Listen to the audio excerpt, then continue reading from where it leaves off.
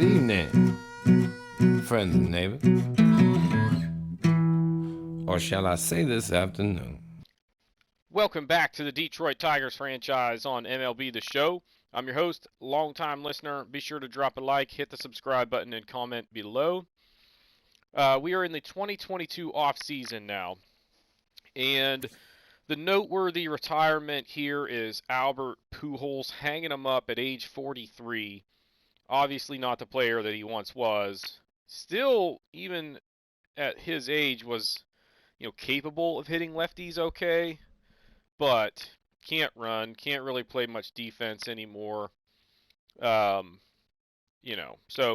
nonetheless, a fantastic season. We look at his major league stats, and when you consider how much he dropped off after really this area was the last time he was significantly productive. 272 with 28 homers. 2013 he dealt with an injury. He was pretty good the next year, hit 40 home runs in 2015, but only hit 244, which is not Albert Pujols type numbers. And then, the power starts to dip off, the average never comes back, and he never even got an at-bat in 2022 for any major league team. So he ends up with 3,301 hits, 679 home runs, and 672 doubles. So very impressive numbers for him, and a definite Hall of Famer, and should be first ballot. Now we'll go up and just show you the Tigers retirements. Cabrera is coming back. Well, I guess we could have gone down. So Hutchinson, Lavarnway, and Will Vest. Nothing super noteworthy there. Hutchinson and Lavarnway had some major league experience, but were not much use to us anymore. So that's it for retirements. Pujols gets in. He's the only one inducted with this class. So there you go. Now, here we are in the off-season. If you look at the menu here as far as the notable exclusive free agent negotiations that we can work through, I don't know that there's anybody on here that I'm like, okay, we got to get that guy back. So we have some decisions to make about how we're going to kind of build this team going forward. Do we try and bring back these guys as, aging veterans? Pineda played pretty well for us last year. Grossman was okay at times. Barnhart struggled bad early but got it together. And then Fulmer had a good year. So, on that list, there are some guys that gave us some value last year. But I think for us to, go to the next level, we kind of need to keep reloading with younger talent. And that's going to be my plan. Now, also, we have some openings in the staff, like AJ Hinch, gone. Hitting coach, gone. Farm director, gone. So we've got to hire some new staff members. I don't think we're going to be rebranding. But nonetheless, I will make some moves here in the offseason and then just try and kind of summarize some of the decisions that we made and the real noteworthy moves. But there probably aren't going to be any blockbuster free agents that we bring in this offseason, but we will see. So hang tight. Okay, so we've gone through the exclusive free agent negotiations. We are going to release Michael Pineda, Tucker Barnhart, Chase Anderson, Willie Peralta, and Tony Watson. We made offers to Fulmer for a one-year deal at $2.3 million and Robbie Grossman at 1 year, $4.8 million. Not sure if they'll accept those, but we're going to at least try to bring them back for another year. We also have some offers out there. Dusty Wathan as the manager, we're offering him a $20 million 3-year contract. Dan Little, hitting coach, 4.4 over 3 years. And then Matt Blake as a farm director, a young guy with some serious potential here, $4 million for 3 years. We'll see if we can get those guys signed. Wathan might be a tough one. The name that's out there is Joe Madden. I mean, A.J. Hinch, we could bring him back. So if this falls through, A.J. Hinch probably deserves to come back, now that I think about it. But we'll just let this go. It doesn't really matter. So that's the plan there so far. So we're going to move forward now farther into the free agency period and kind of see how things shake loose. Okay, so now we are on to the first period of free agency. Neither Fulmer or Grossman signed in that period, so they move on to technically being free agents, I guess, because we didn't put in qualifying offers. We've got 34 men on the 40-man roster, and we need to set a 40-man roster here to avoid potentially losing guys to the Rule 5 draft. But there aren't a lot of guys here that I'm super worried about losing. I would think that, if we go and let's look at our roster here. When we look at starting pitchers, Jackson Jobe is not on the 40-man, but he's not eligible to be poached yet. So I don't need him on the 40-man roster, but I think he should be on it. As of right now, he's our 6th best ranked starting pitcher. So we are going to go ahead, I guess, and add him. Now we've got 5 spots left. I'm not worried about any of them getting poached. None of them can get poached. And we've got some talent there. Now, at catcher, this is interesting. Because our 3rd best option is Elizer Alfonso. But he's not he's a good defensive catcher. Runs pretty well. But the bat just isn't there yet. He has no power. It's coming along. But he probably needs another couple of years to be major league ready. And he's a C potential. Dylan Dingler, on the other hand, is just kind of decent at a lot of stuff, to where I don't know if he would get poached, but with a 24-year-old B potential, I think, and the fact that we need a 3rd catcher on the 40-man roster anyway, I'm going to add him, and we're actually going to remove Dustin Garneau. So he's going to go through waivers, but that's fine, because ain't nobody claiming a 35-year-old washed-up catcher. So, we're good there. At first base, Miguel Cabrera is now a 67 overall. He still hits lefties okay. The power is gone, and it ain't coming back. And he can't run.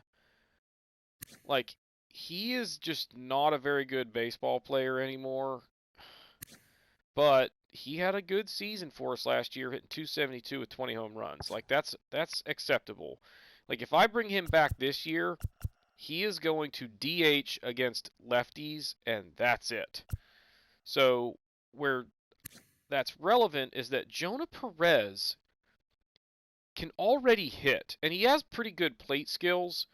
He can't catch. He's got a decent... Actually, no, he can't throw is his problem. He can play corner outfield positions, and I might actually have him do that at some point this season. The bottom line is he's going to get added to the 40-man roster.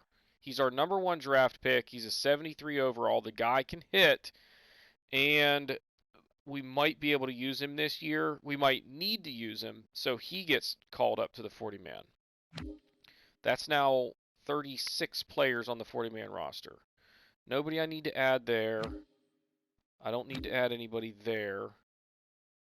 I'm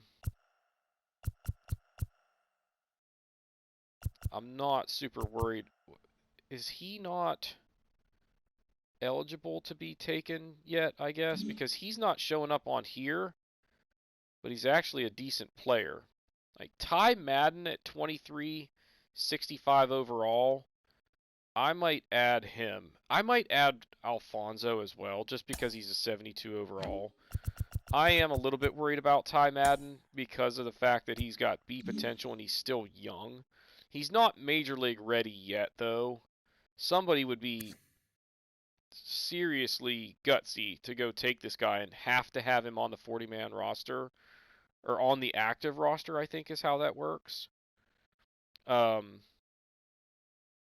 So, you know what? Let's do it. We can always change it later if we have to.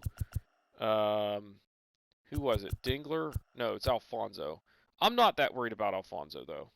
He's not the guy that I'm, like, really wanting to keep around for long term to see how he develops. I think Dingler has more upside because he's got a little bit of pop. So, all right, where were we? Shortstop. Creedler, he can just stay where he is. He's a C. He's 25. I'll bet you next year he's on the chopping block here.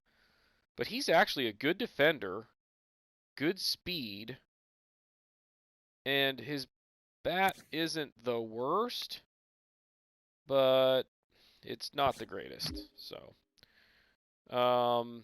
let's see. That is 37.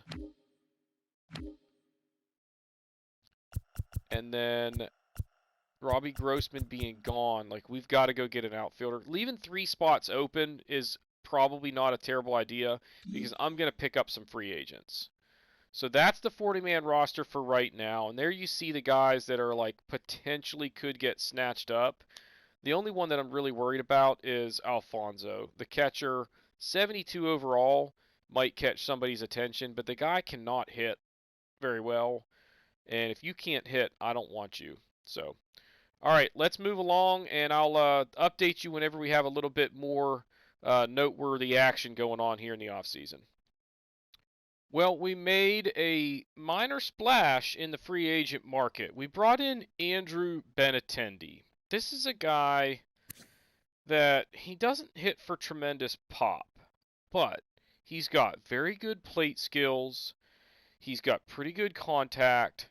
He can run okay, and he can play defense. And if you remember a few episodes ago, I was talking about the league kind of starting to look like it's going more the way of getting away from home runs, and, you know, there being more emphasis on having guys that can put the ball in play. And this guy can definitely do that. So we made him a 4-year deal worth $36 million. So we're paying him pretty well, but he's going to play right field pretty much every day for us. We now have a really good core of, like, corner outfielders here with these 3, and then Green and Reyes in center field. Robbie Grossman ended up signing the offer that we gave him, so now we kind of have a little bit of a decision to make as far as who actually ends up on this roster, because Austin Meadows is going to definitely be playing every day against righties, as will Akil Baddoo, as will Benatendi. Like, that basically means Riley Green, he'll play the outfield.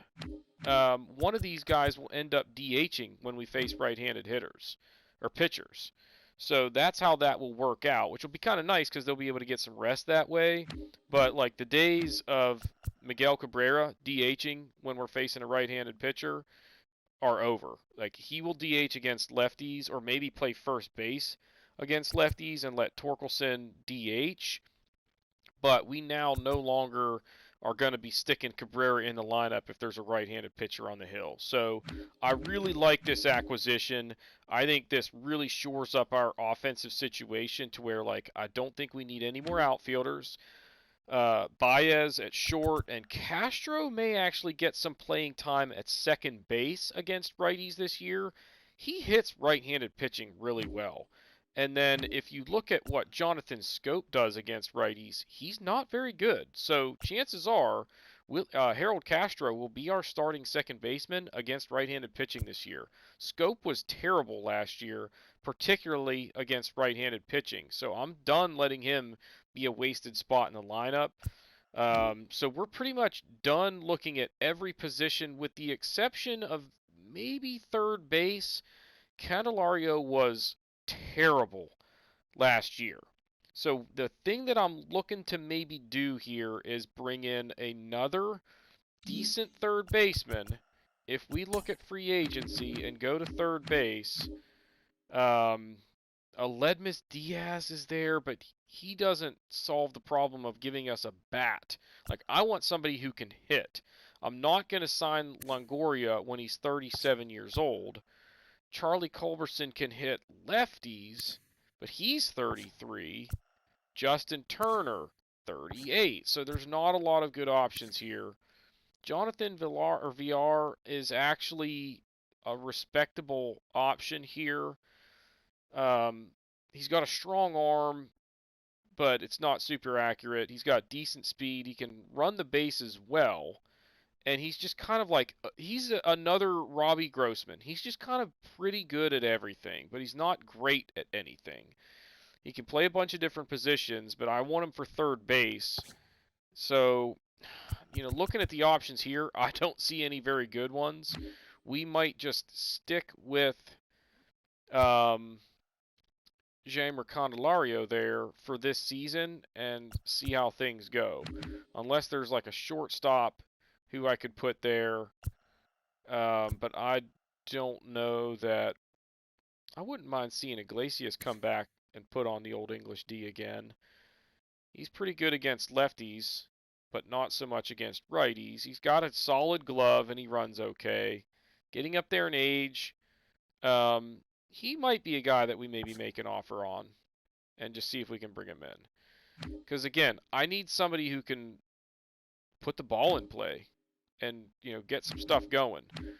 Now the thing is, like, if I bring in Iglesias, he doesn't hit righties all that well. He's okay, but he's definitely better against lefties, and that is also the case with Candelario, where he's better against lefties than he is against righties.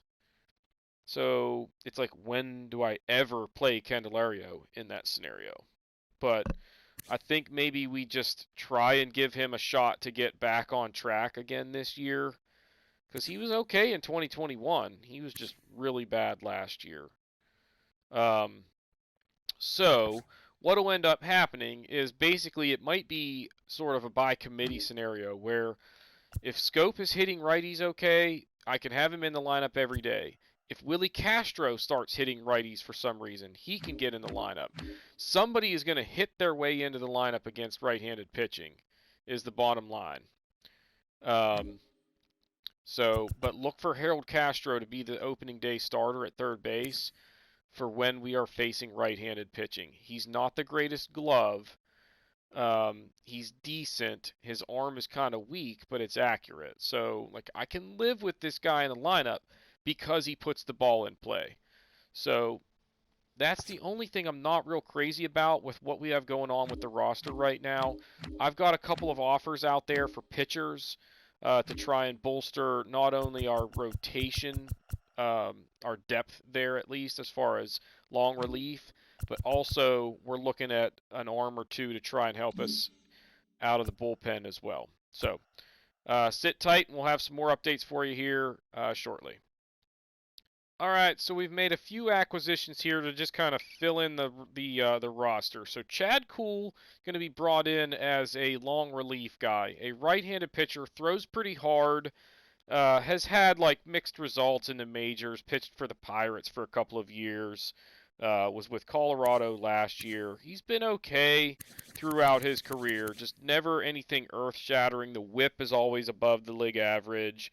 The ERA is always a little bit up, but this guy has pretty good stuff. When he's commanding, he's really hard to hit because of how hard he throws. So he's going to be an option for us in long relief out of the bullpen. This will be our starting five right here. This is our rotation. Jackson Jobe will start the year probably in AAA, and we'll see how he does. He's on the 40-man roster, so he will be at spring training, and we'll see how he does there. But Kuhl and Wentz are slated to be our two guys doing long relief at the major league level. The last thing I want is Jackson Jobe being called up, but not being in the rotation and then just sitting there wasting away in the bullpen. or coming in garbage time. Like, I just don't want to put him in that kind of position. So when he gets called up, it's going to be to go into the rotation, and he's just not quite there yet. But if we're one injury away from him possibly being that guy, unless like Cool or Wentz are both, or one of them are pitching really well, then maybe we do something different there. Then in the bullpen, we brought in 2 arms. We've got Michael Givens, a veteran right-hander. He's got a good four-seam, a changeup, and a slider. The stuff is pretty solid. He does walk a few more guys than I would like, but I think this guy can help us. You look at his stats at the major league level, his whip until the last couple of years has always been pretty darn good. And the ERA, usually in the 3 to 3.5 range. So I think this guy can help us, and we definitely need a consistent arm out of the bullpen, especially a righty, which we didn't have a whole lot of that going on last year. And then we also bring in Matt Strahm, a lefty. So Tony Watson out, Matt Strahm in. This guy has a couple of different fastball he throws. He's got a 5-pitch mix, which is rare out of the bullpen. And he actually has pretty good command. So I think this guy could be really good for us. He pitched for Boston last year, 96 innings, and look at those numbers. A whip right around 1 and an ERA at 3.19. And those numbers pretty much like in line with his career totals. So I think we got a pretty good pickup there and somebody that can give us consistent innings out of the bullpen. We still need to bring Michael Fulmer back, but right now it's looking like, as far as our arms coming out of the pen, it'll be Givens, Strahm, and then Alexander, another lefty, and then Fulmer. But also we've got Jimenez, Barnes, Funkhauser, Moreno, and Lang. All actually, Moreno's not on the 40-man rotation, neither is Barnes. But we've got a couple other guys on the 40-man that we could use if we really needed to. But Fulmer coming back will probably have that job unless he's, struggling and Jimenez is pitching well. But that's the 4 there, and then Chafin will be the closer. Not sure what we're going to do with all these young arms this year, but they'll start in the minors and then have to just kind of prove themselves to work their way up from there.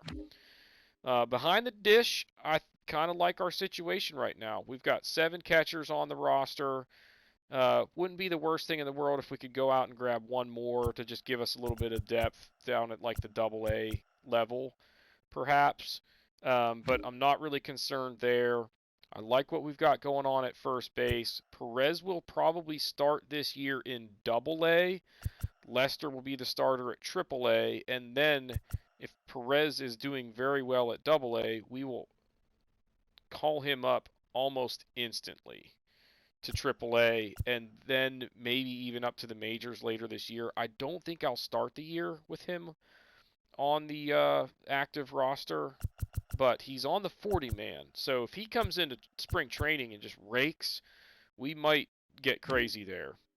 Second base, Castro and Scope.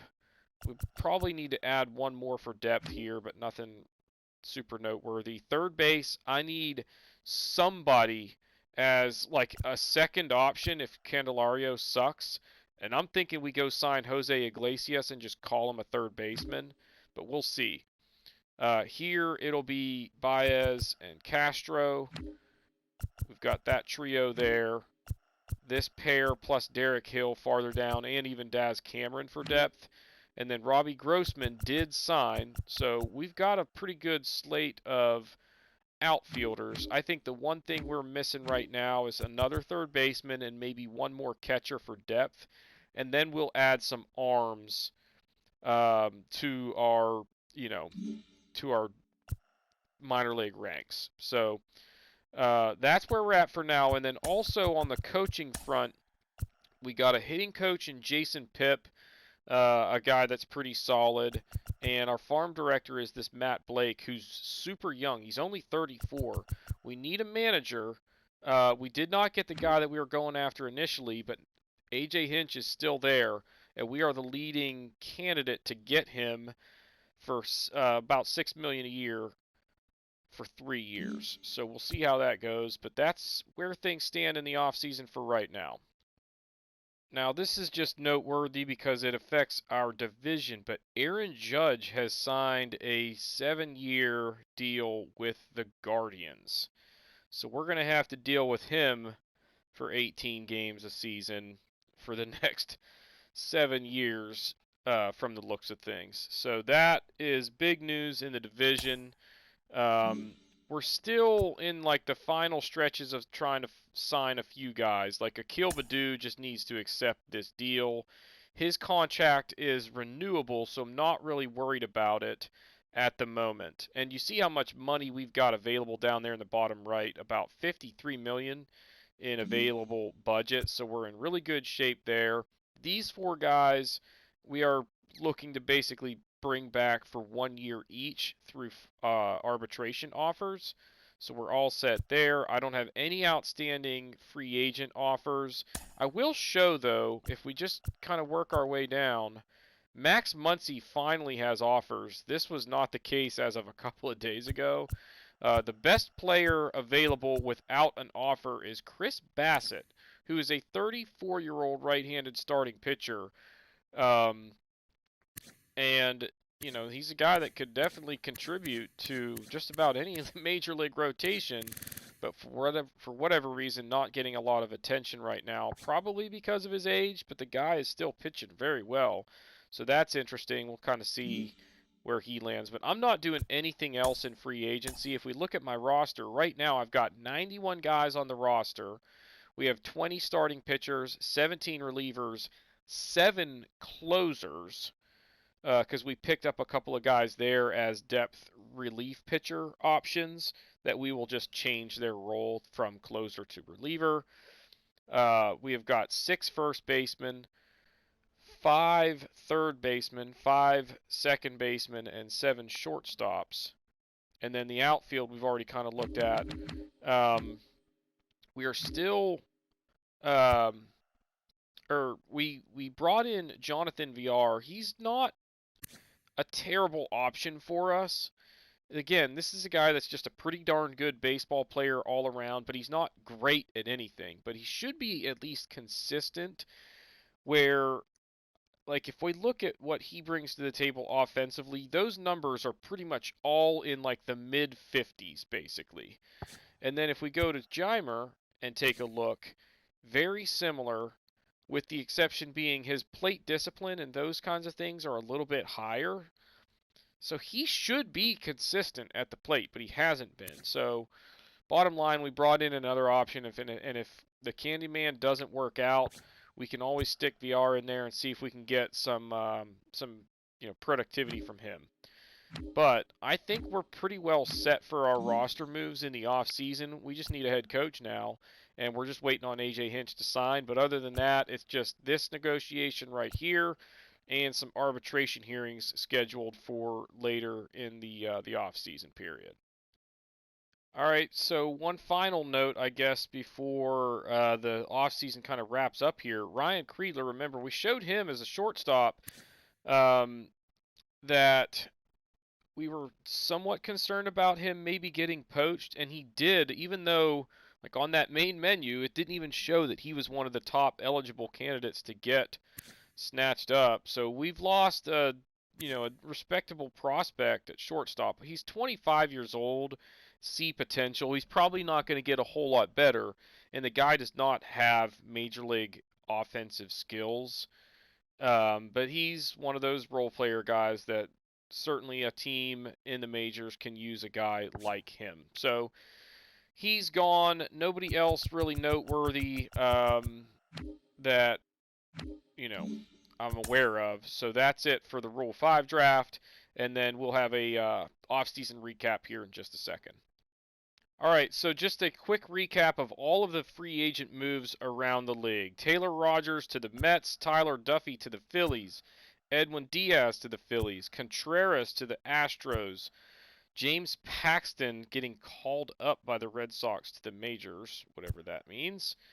Teoscar Hernandez getting called up. Oh, come on with this. So this is people setting their 40-man roster. And then Severino goes to the Brewers, Aaron Judge to the Indians or Guardians. Hedges to the Angels. Muncie goes to the Rangers. Tyon to the Rockies. Makes no sense. Joey Gallo to the Dodgers. Aguilar to the Phillies, so they were active in the offseason. Bassett ends up going to the Cardinals. Corey Knebel to the Rockies. Ketel Marte to the Brewers. Evaldi to the Braves. And then more people beefing up their roster. Sean Manaea to the Guardians. So they are active in this offseason. And that's a good pickup for them. So they had two pretty big splashes. Aaron Nola to the D-backs. Trey Turner goes to the Giants. Kike Hernandez to the Reds. Jose Abreu to the Marlins. Brandon Nimmo to the A's.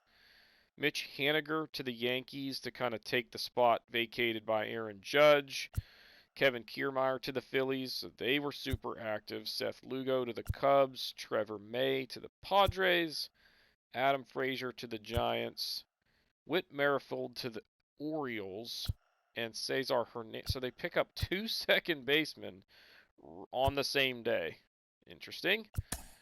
So that's that.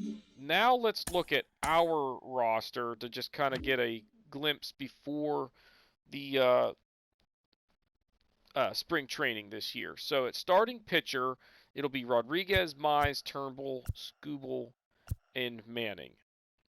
Then we've got Cool and Wentz expected to be the long relievers, with Jackson Jobe potentially making it to the big leagues this year, depending on how things shake loose. But he's only 20, and I am not going to rush it.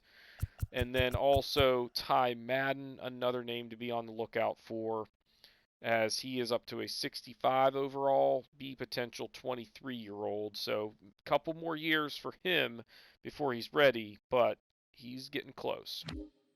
In the bullpen, it's Givens, Strom, Alexander, and then either Jimenez or Fulmer, depending on what happens in spring training. But we are leaning toward Fulmer because of how consistent he was last year. Plus, Jimenez just not as consistent with his command, and that makes me nervous. Then also guys that we can kind of keep on the radar are Peter Suzuki, a rookie draft pick, see potential, but he's already a 71 overall, and he's only 18. So that's one. Robert Batista we picked up as a free agent, D potential, but he'll be a depth guy to just kind of fill out our roster for several years. And he's left-handed, which could help us at some point in a pinch. And then the next one down to really be on the lookout for is George Mcdonald. He's only a 65 overall, but he's got B potential, and he's only 21. So he was another one of our draft picks this year that could be making an impact at the major league level in a couple of seasons. And then for our closers, it's Andrew Chafin, Brandon Webb he will be at AAA. Merced will be the closer at AA, and then Adolfo Ortiz will probably just be another AA relief pitcher. These two will catch for us this year in platoon. Rogers against righties, Haas against lefties. These two will play at AA or AAA and probably split some time. And then Huff. Actually, I'm not really sure how we're going to let these guys. I want these two getting a lot of reps to see if I can get them to develop. So Huff might be at AAA, riding the bench most of the time. We traded for him last year, but I don't see him being he's the lowest of the three options right here in my opinion, but he's at least worth remembering. Torkelson will play every day at first base pretty much. Not sure what we're going to do with Jonah Perez at the start of the season. It will depend on if he comes into spring training and just tears the cover off the ball. We might consider putting him on the 40-man or on the active roster on opening day. He can play corner outfield, and that's the only reason why. We'll talk more about that in a second. Cabrera will start against lefties either at first or DHing, probably DHing, depending on whether or not we need to rest guys. Like Torkelson, I want to keep him fresh, so we'll probably, now that I think about it, actually put Cabrera at first on days where he's playing. Castro will get some playing time against lefties, but probably won't see a lot against righties. Unless Jonathan Scope is terrible and neither of these guys are getting it done, then maybe we give Castro a shot. He's got speed and he can play defense, so we got to find ways to get this guy in the lineup. I need Scope to be good against lefties. I would love it if he could hit righties as well, because he's a solid defender. I mean, rock solid. So, anyway, we kind of know what we're getting out of Candyman, or what we can hope to get out of him, but we don't know what to expect.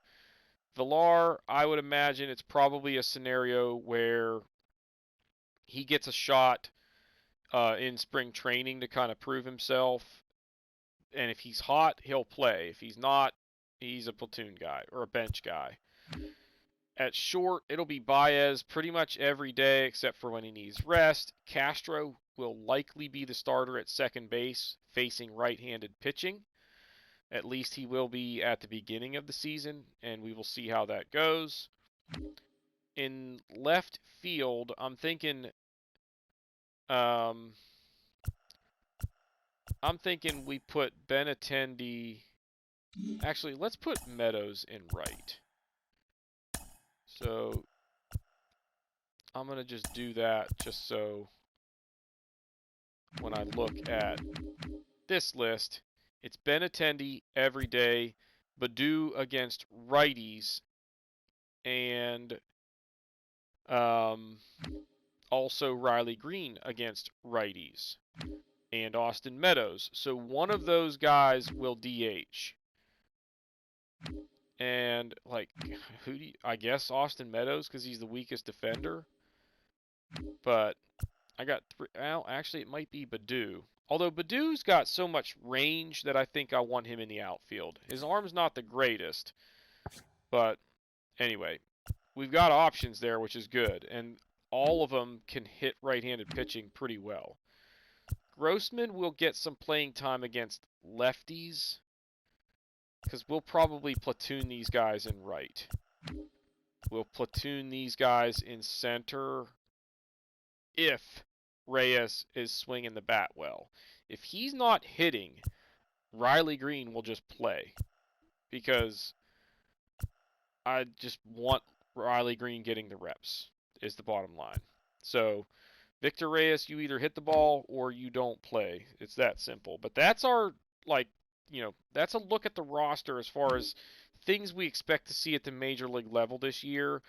So we're going to sim through the spring training based on those comments that I've just made and kind of the few players that we're looking to see how they do. We will show you as soon as the spring racks up.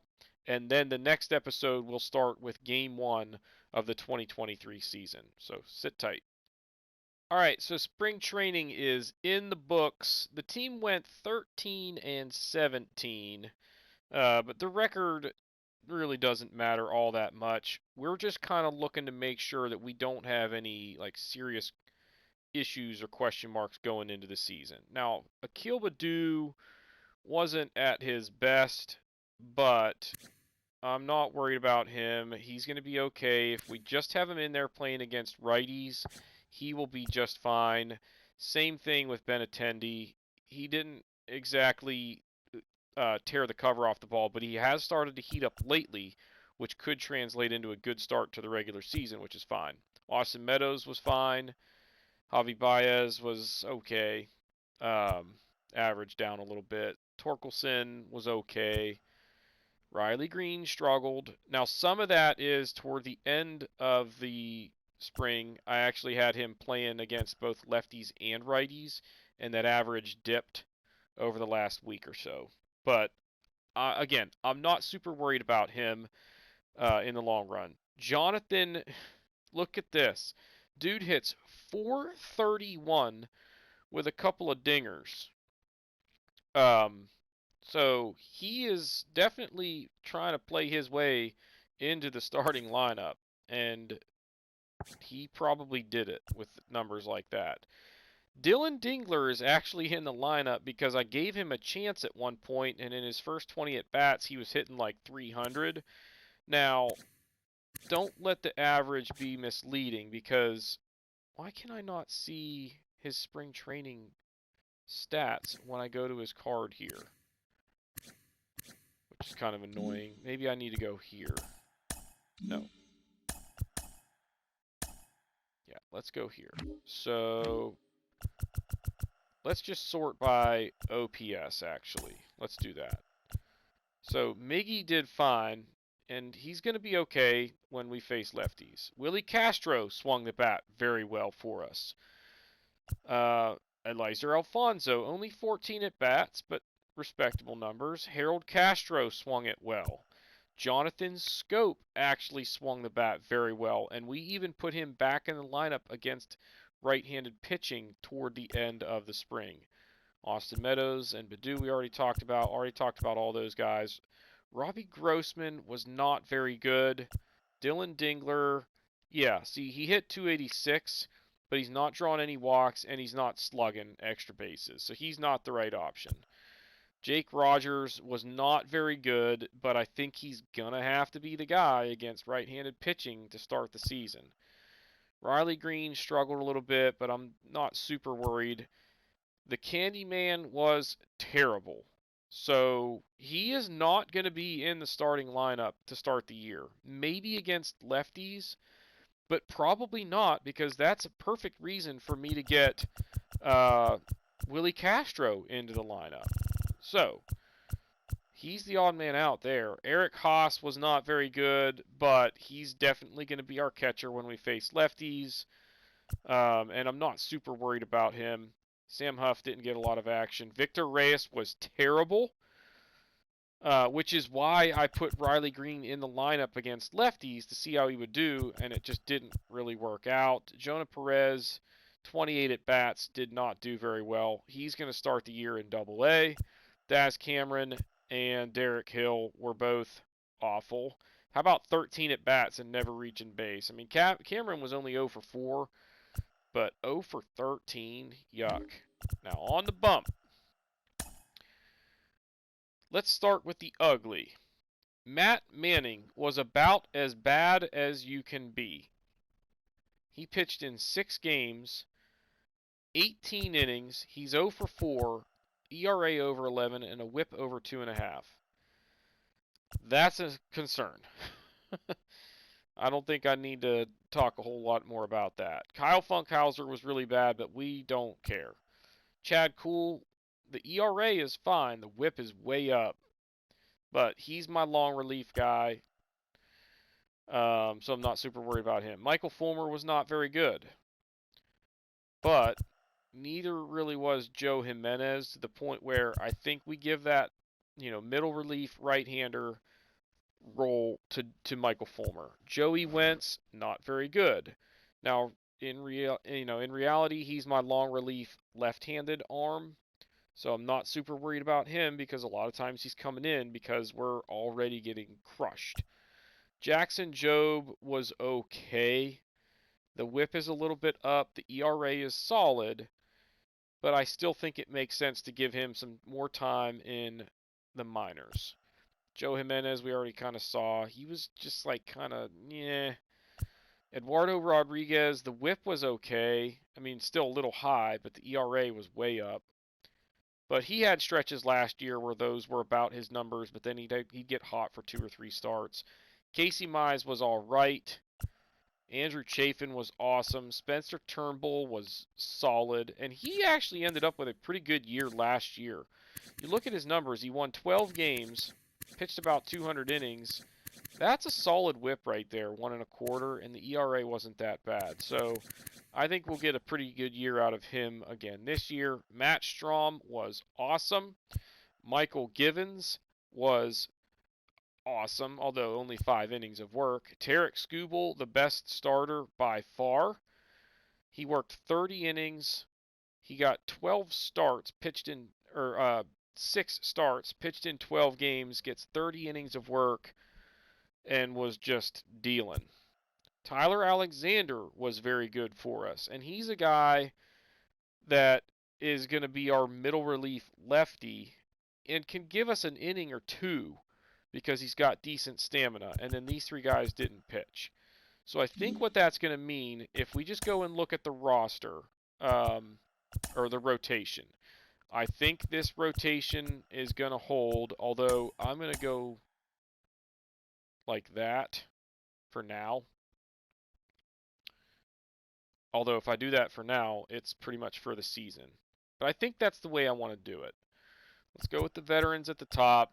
Casey Mize didn't pitch well enough to really earn the number 2 spot.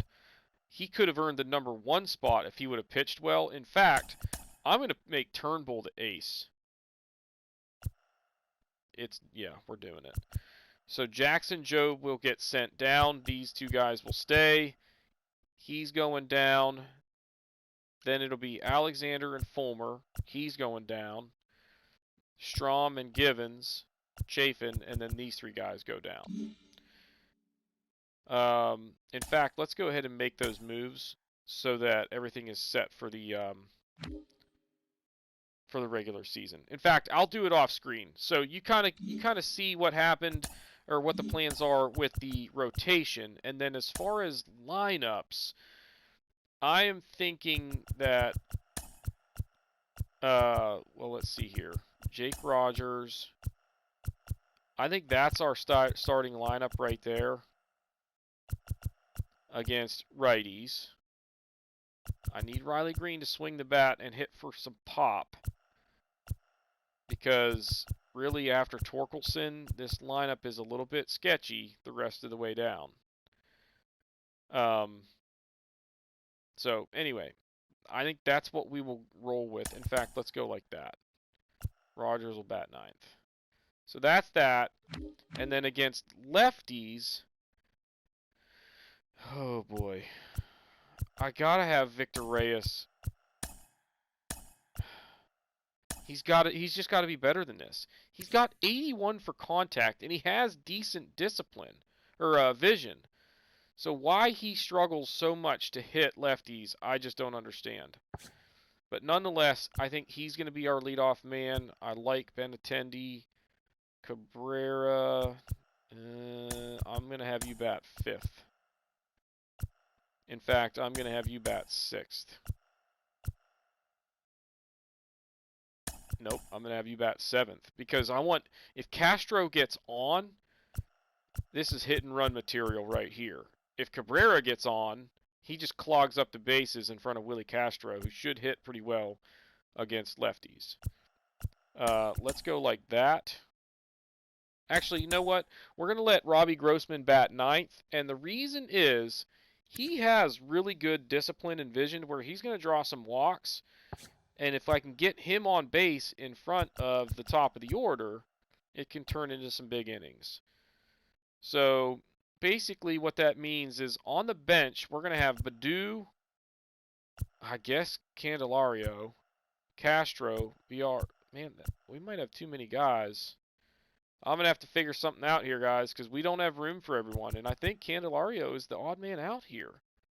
I don't really know what to do about it, but we'll figure it out, and then we will be ready for Game 1 action in the next episode. So if you have not done so already, please be sure to hit the like button, hit the subscribe button, comment below, and we will see y'all next time.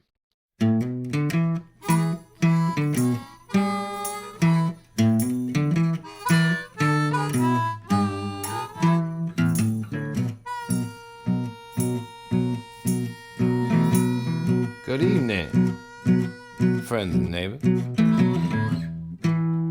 Or shall I say this afternoon?